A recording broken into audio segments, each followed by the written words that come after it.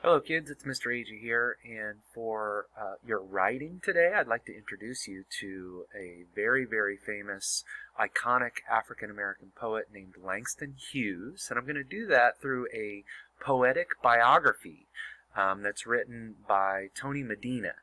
And the book is called Love to Langston, and you can see the portrait of Langston on the steps here in Harlem, New York. He was part of the Harlem Renaissance, which is a very famous movement in history, in American history, where many, many, many black artists and business people were thriving, and it was really a fantastic time.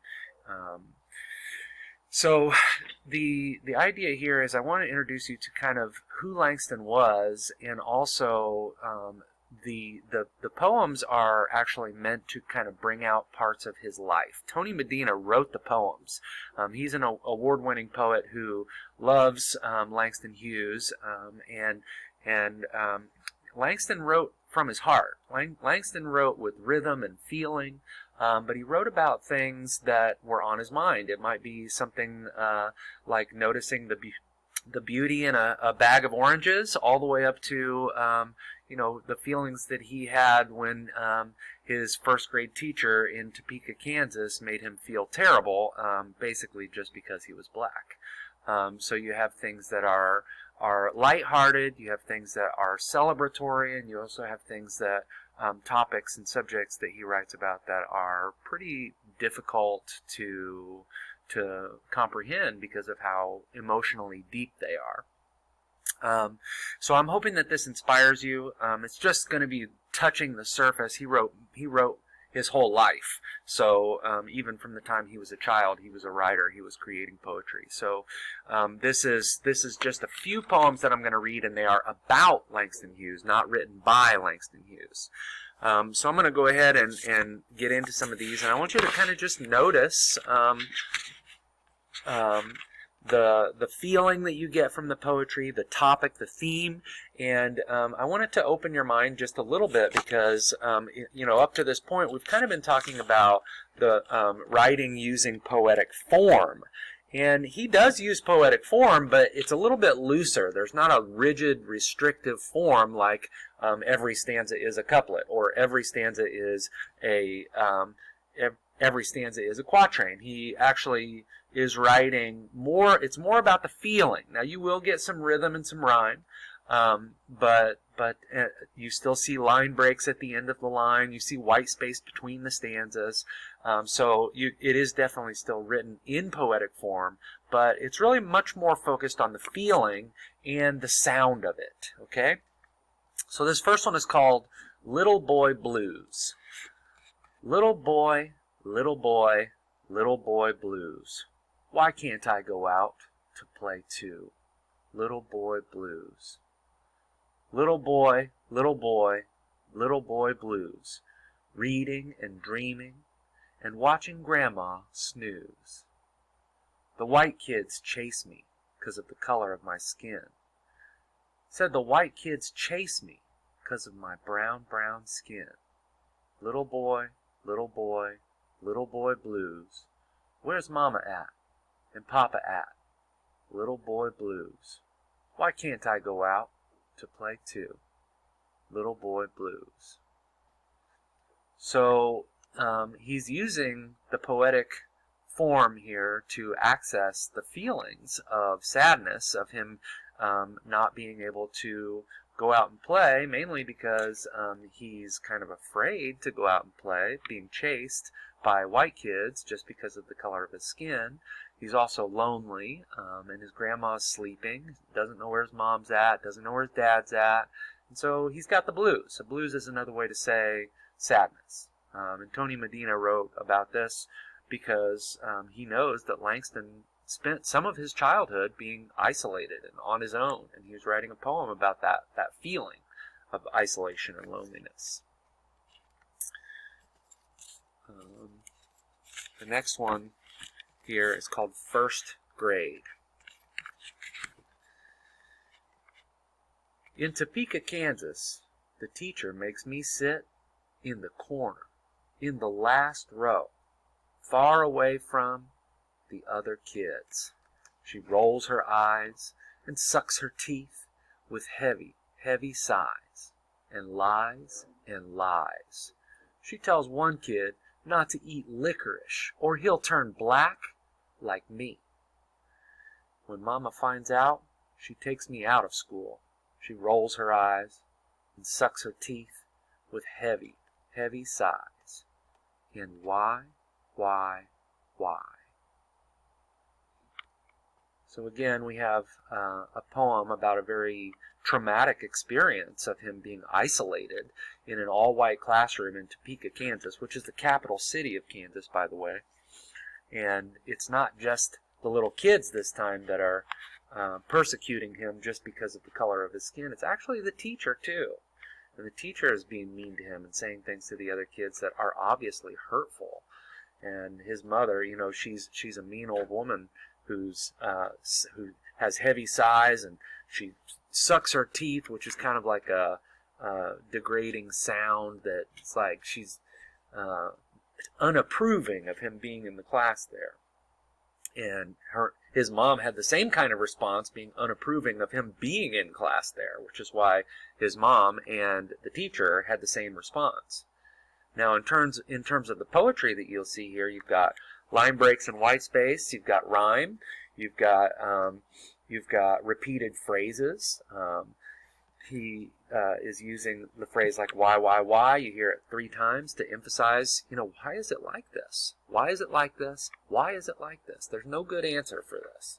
Also, the repeated phrase that illustrates the disapproval from the teacher and the disapproval from the mother. Tony Medina used the same words exactly to describe the sentiments of both of these women in this poem.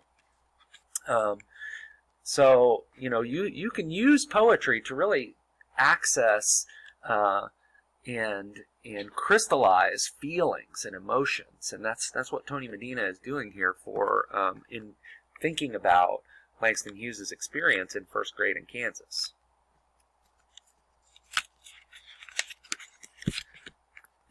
Here we've got Jim Crow Row.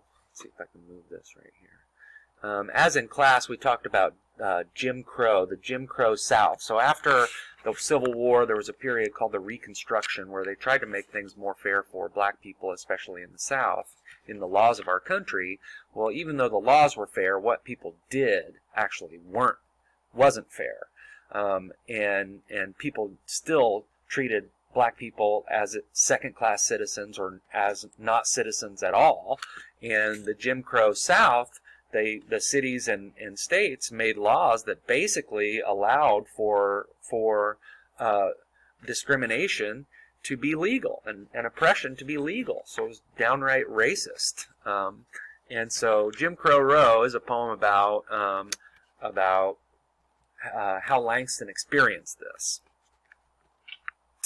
In the 7th grade in Lawrence, Kansas, the teacher puts all us black kids in the same row, away from all the white kids. I don't roll my eyes or suck my teeth with a heavy, heavy sigh and a why. I make signs that read, Jim Crow Row, Jim Crow Row. We in the Jim Crow Row. Jim Crow is a law that separates white and black, making white feel better and black feel left back. So we protest with our parents and let everybody know about Jim Crow not allowing us to grow. Jim Crow, don't put us in a Jim Crow row. So that Jim Crow row he's talking about is the aisle of seats that he and his fellow African Americans in the classroom were separated and segregated from the white kids and treated differently, and it was the law that it was okay to do that in the local laws. And so he makes an allusion here to protesting how it's not fair to treat people like this. The last one I'm going to read before I hope that you're inspired to write some of your own poetry today based on feeling, not really focused on form such as writing quatrains and couplets and tercets and concrete poems. I'm really hoping to get a little bit more feeling out of your poetry today. So this one is about something that Langston loved. So you have heard three that are kind of sad, but he also wrote many poems of celebration. And the library was a place where Langston could go to get peace and to enrich himself and to make himself kind of disappear from the harsh world around him and be able to visit places that were much more pleasant to him. And so he spent many an hour in the library. This poem's called Libraries. Libraries are a special place for me, with their long tables, all smooth and shiny, and bookcases spilling over, with books filled with wonderful worlds. Libraries are a special place for me, to sit and to stay with books and books and books of endless, beautiful words, keeping me company, taking my loneliness and blues away. So it's sort of a heartfelt celebration of what libraries, the purpose that libraries served in his life, to give him a chance to be away from all the madness of the world and all the hurt that he was experiencing as a black person in a very racially divided time in America.